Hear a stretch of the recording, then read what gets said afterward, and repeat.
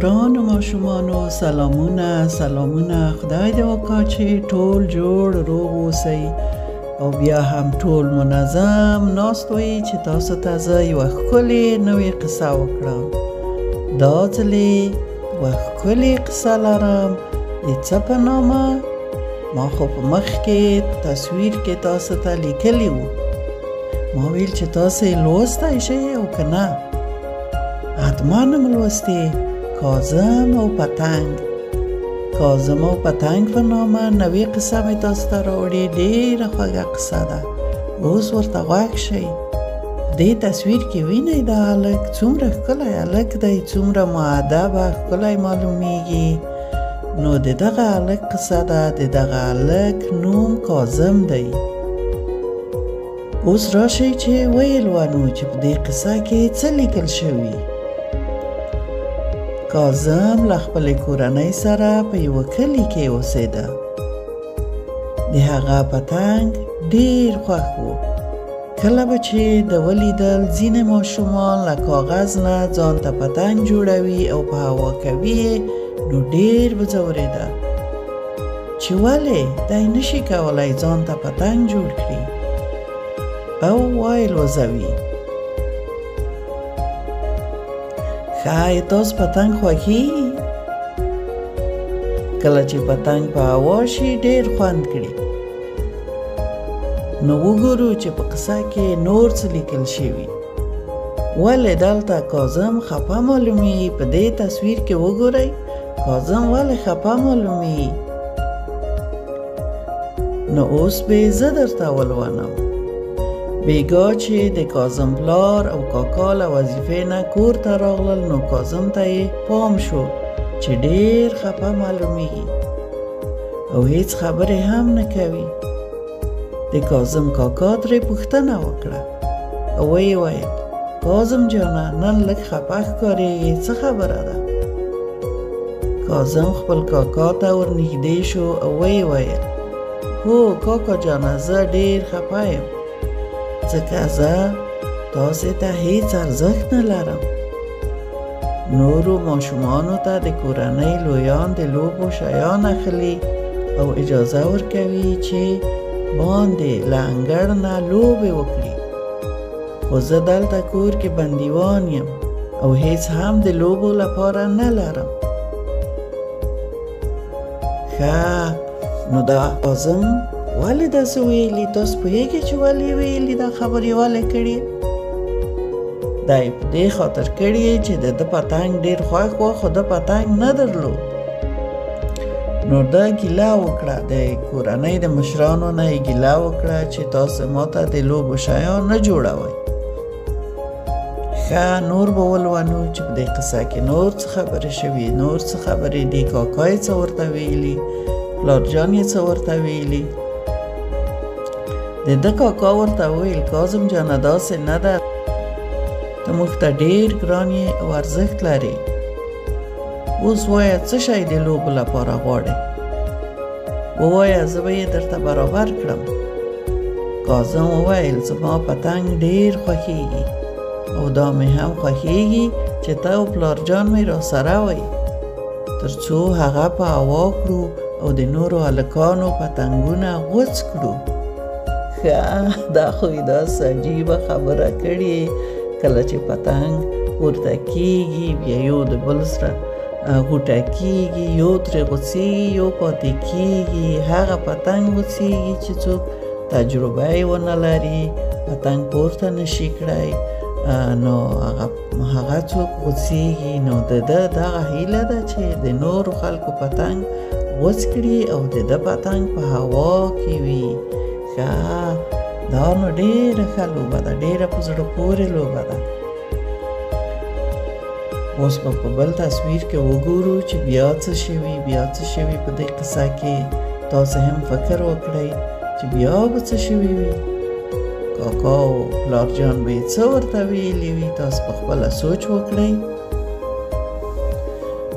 د کاظم کاکا او پلار یې په خندا شول او کاظم ته یې ډاډ ورکړ چې د جمعې په ورځ چې رخصتي ده دوی هرومرو به رنګه کاغذونه اخلي او د ته به ښکلی پتنګ جوړوي او یو ځای به یې د ده سره په هوا کوي. څومره ښه خبر. دا به نو ډېر یو ښه کار وشي. کاظم به څومره خوشحاله شي. کاظم له ډېرې خوشحالۍ په جامو کې نه ځایېده او ورځې یې شمېرلې چې کله به جمعه شي. کله چې جمعه شوه نو کاظم سهار وختي له خوبه پاڅېده. دلته ګورئ چې کاظم څنګه خوشحاله دی او په بیړه یې خپل مخ او لاسونه پرېمینځل او د کاکا کوټې ته یې ورمنډه کړه. ورته یې غږ کړ کاکا جانه پورته شه نو چې ځو. کاکا یې په خندا شو ورته ویې ویل ګرانه اوس خو ډېر وخت دی، صبر وکړه چې لږ لمر پورته شي، هوا ښه شي، بیا به ځو. ما تا ته له ښار نه 3 رنګه کاغذ راوړی. لومړی به چای وچښو او بیا به پتنګ جوړ کړو، بیا به د تپې په لور ولاړ شو. بیړه مه کوه. کاظم د کاغذونو په لیدو سره ډېر خوشحاله او ډاډه شو. دوی پسله چای څښلو انګړ ته ولاړل او هلته یې یو ښایسته پتنګ جوړ کړ. بیا کاظم د خپل پلار او کاکا سره په داسې حال کې چې د ګاونډیانو ماشومان هم ورسره وو د تپې لور ته ولاړل او د تپې سر ته وختل. هوا ډېره ښه وه او نری نری شمال هم و، نو ځکه یې پتنګ ډېر ښه په هوا شو.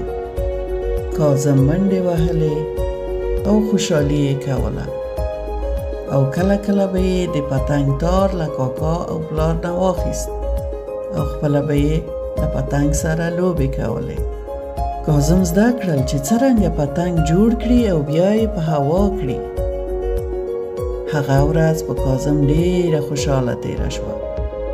کاظم ډاډه شو چې دی او د ده خوشحالي د ده کورنۍ ته د کورنۍ غړو ته ارزښت لري. نو پس له هغه به دې خبرې ته نه ځورېده. کله به چې له درسونو وزګار شو د مور نه به یې د لوبو کولو اجازه غوښته او کله به یې په انګړ او کله به یې د باندې له نورو ماشومانو سره د پتنګ سره لوبه کوله. د کاظم پلار، مور او کاکا هم په دې پوه شول چې باید خپلو ماشومانو ته د لوبو لپاره وخت ورکړي او دوی هم ورسره ځینې وخت په ګډه لوبې وکړي. ښه ګرانو ماشومانو، وګورئ چې بیا هم د دې قصې نه څه خبرې زده کړئ. ډېرې مهمې خبرې مې ترې زده کړې. دا مهمې خبرې څه وې؟ دا مهمې خبرې دا وې چې ماشومان باید په خوشې خبرو ونه ځورېږي. ماشومان چې څه غواړي باید خپل پلارجان، مورجان او په کور کې نورو مشران لکه کاکا، ماما، عمه، خاله، هر څوک چې وي د هغو سره یې شریک کړي چې زه دغه شي ته مې زړه کېږي چې لوبې ورسره وکړم، یا دغه شی ما ته جوړ کړئ، یا راشئ د ما سره لوبې وکړئ. او مشران هم باید دې ته پام وکړي چې ماشومان دې ته ضرورت لري چې مشران ورسره یو ځای لوبه وکړي او د ځینې شیانو جوړول ور زده کړي. نو اوس کاظم څومره خوشحاله و چې هم یې د پتنګ جوړول زده شول، هم یې د پتنګ پورته کول زده شول او هم د کور مشرانو چې د ده کاکا او د ده پلار و د ده سره یو ځای لوبې وکړي. خدای دې وکړي چې دا قصه مو هم خوښه شوې وي. په پای کې زه ځینې پوښتنې لرم، هغه پوښتنو ته به تاسې ځواب ورکړئ او د تاسو ځوابو ته به څوک غوږ ونیسي؟ د تاسې پلارجان، مورجانه او یا نور څوک مشران چې په کور کې دي غوږ ونیسي او تاسو ځواب وګوري چې تاسې سم ځواب ورکړی دی که نه دی ورکړی. زه به اوس در ځینې پوښتنې وکړم. لومړی پوښتنه: کاظم چیرې ژوند کاوه؟ دویمه پوښتنه: د کاظم څه خوښ و؟ دریمه پوښتنه: کاظم ولې ځورېده؟ څلورمه پوښتنه: د کاظم کاکا کاظم ته څه وویل؟ 5مه پوښتنه: کاظم د خپل کاکا او پلار سره چیرته پتنګ په هوا کړ؟ 6مه پوښتنه: تاسې د پتنګ سره لوبه خوښه ده؟ نو د 6 پوښتنو ته تاسې ځوابونه ورکړئ. ځواب هم حتما تاسو سم ځواب ورکړئ. زه خو پوه یم چې تاسو ښه غوږ نیولی و قصې ته. تاسو خو تکړه ماشومان یې، ډېر لایق، ډېر بااستعداده ماشومان یې، او که کومه اشتباه هم درلودلې وي بیا د دوی در اصلاح کړي. نور نو په خدای سپارم. د تاسو قصه پای ته ورسېده. د خدای په امان، ښه وخت ولرئ.